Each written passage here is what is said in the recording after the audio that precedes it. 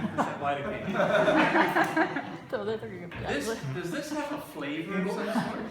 I think it's mint or so. It is much better. Because in America it tastes like shit.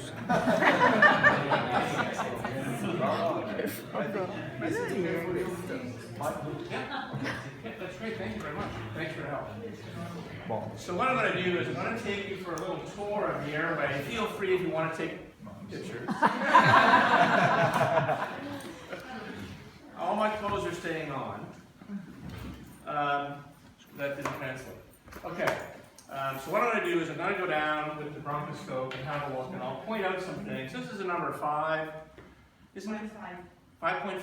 So it's a pretty big scope. I'm going to try to put it through my nose. I may stir up a little bleeding, but it's my blood, not yours. So not to worry. And so what I typically do is I just slide it in along the floor of my nose until I get to the back. If I can get through. Can you just turn the lights up for me for a second?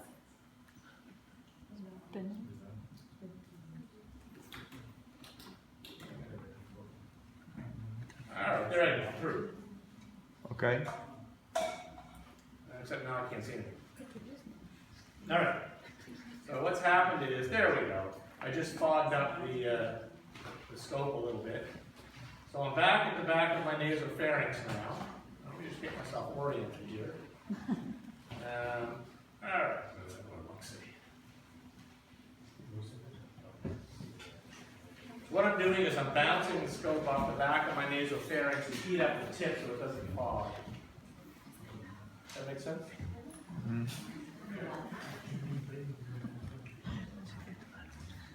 Direte, non si vede. All right, there we go. So as it heats up, what happens is that it fogs up. The fogging on the end is related to temperature. So I'm at the very back of my nose now, and I'll just orient you. So up here, these are the levators of the soft palate. Do it again. And I've stirred up some more bleeding back there, but that's okay. So there is the soft palate above me. Soft palate is here. Levators of the soft palate. This structure right here at the very back of my nose, which is actually a depression, is where the eustachian tubes come back to the back of my nasopharynx. So that's where I equalize when I'm flying. And there is a lymphoid tissue horseshoe around this pit, and that lymphoid tissue is called the adenoid. And if you take the adenoid with the tonsils on either side of my throat and the tonsil at the base of my tongue, we call that ring Waldeyer's ring anatomically. Okay, so now what I'm going to do is I'm going to go over back of my soft palate into my oral pharynx. And what you're going to see is my epiglottis loom up. Okay? So now you can see why I do a nasal intubation in an emergency. It's a straight shot. What looks abnormal there? The epiglottis, yes. Why is it abnormal? It's not symmetrical. So my epiglottis is longer on the right than the left. And geniuses have that.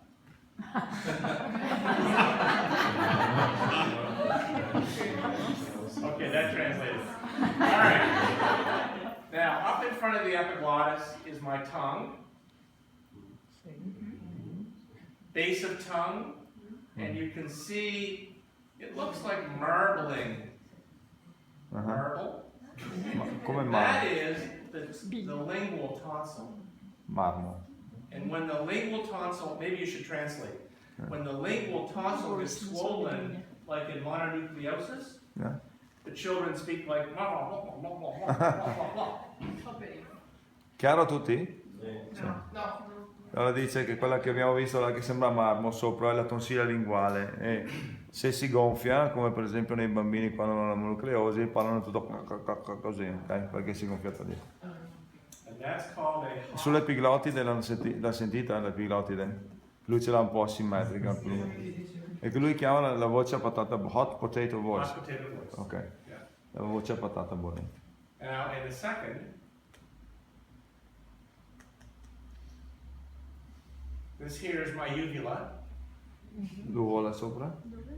Quella bianca. Quella là sopra. And it looks like a grub worm on the back of my tongue. Okay, so in front of the epiglottis is the vallecula. Right? Say it in English and Italian? Vallecula? Yes. Okay.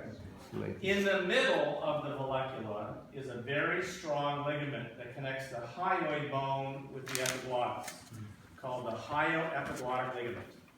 And the hyoepiglottic ligament is what you hit with the curved blade to flip the epiglottis up at intubation. And I'll show you that. Ecco il legamento ioepiglottico che si schiaccia con la punta della lama curva. It's a very well-defined structure. Now, all of the sensory supply to the undersurface of my epiglottis, above the level of the cords, is produced by the superior laryngeal branch of the vagus nerve. Does that need translation? Vi serve traduzione qua? La sensibilità di sopra delle corde relativa all'epiglottide è data dal laringeo superiore vago, il ramo del vago, And I'm going to show you that nerve now. che è dentro nella piega.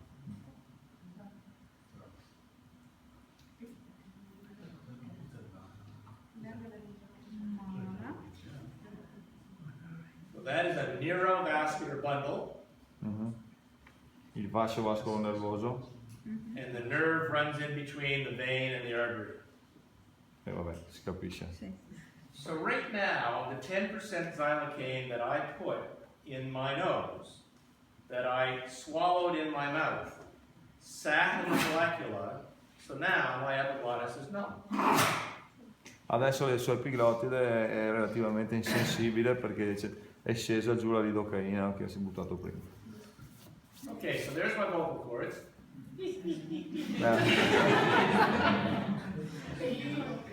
Now I'll change the pitch of my voice.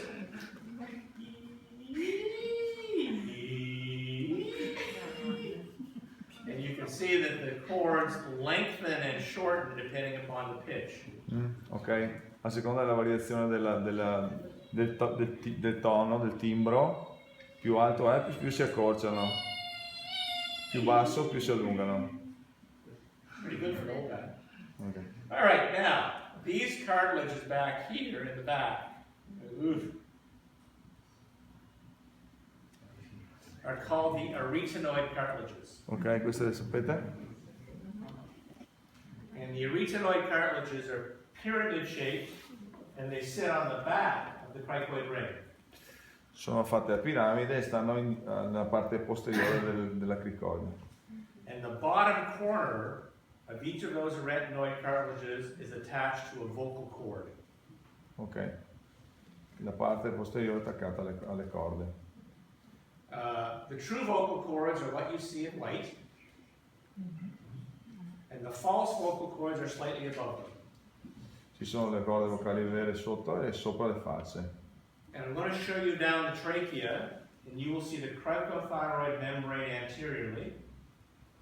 Adesso va giù nella trachea e si vede una membrana cricotiroidea. And then the tracheal rings beyond that. E dopo gli anelli tracheali.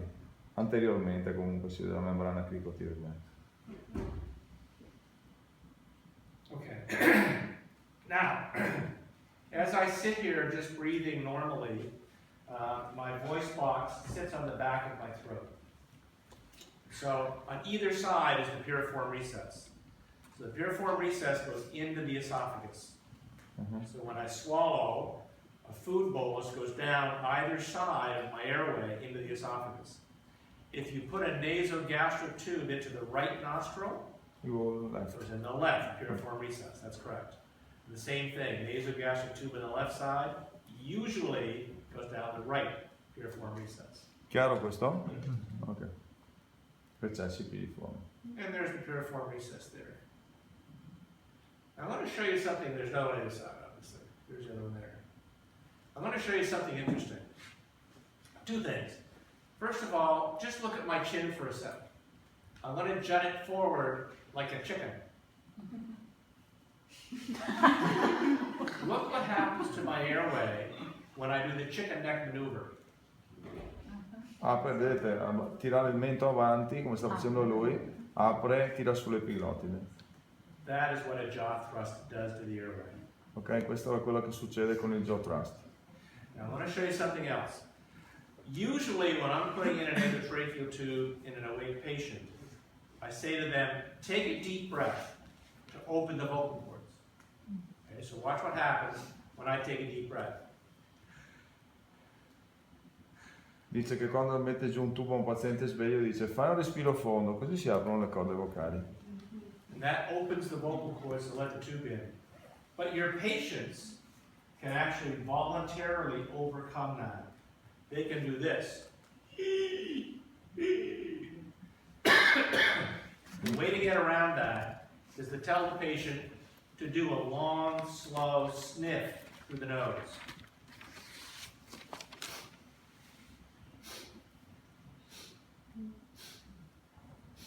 Ok? Qualche When you paziente... sniff, sorry, go ahead. Qualche paziente... Avete capito qua? Ok. Go ahead. And so you involuntarily open your vocal cords when you sniff. Quite different than when you take a breath voluntarily. Okay. So now we've seen the epiglottis. That looks like a goofy epiglottis. There's my retinoids, my vocal cords. Those look normal. The vallecula, Ok. the hyoepiglottic ligament, Legamento. the piriform recess on the right,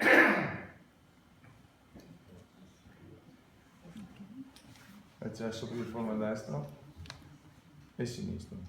and the lip. Right. And then the base of my tongue with my lingual tonsil. Consiglio linguale, che può sanguinare. Rubworm. That's my uvula from above. As I come back up, that's just snot. Hang on a second.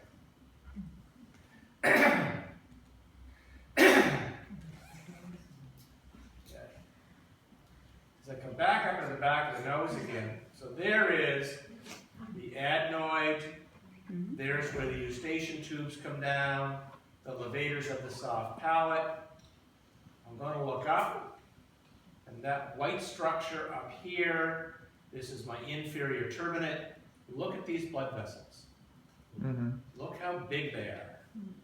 Those are branches of the sphenopalatine artery, and that's where you get a posterior nosebleed. Okay, so there's my middle turbinate, which is right there. And as I come out, you're going to see the septum. The septum is here. Here's the back of the septum. And there's the middle turbinate right there. And there's the superior turbinate right there. And we're finished. That's it. Okay.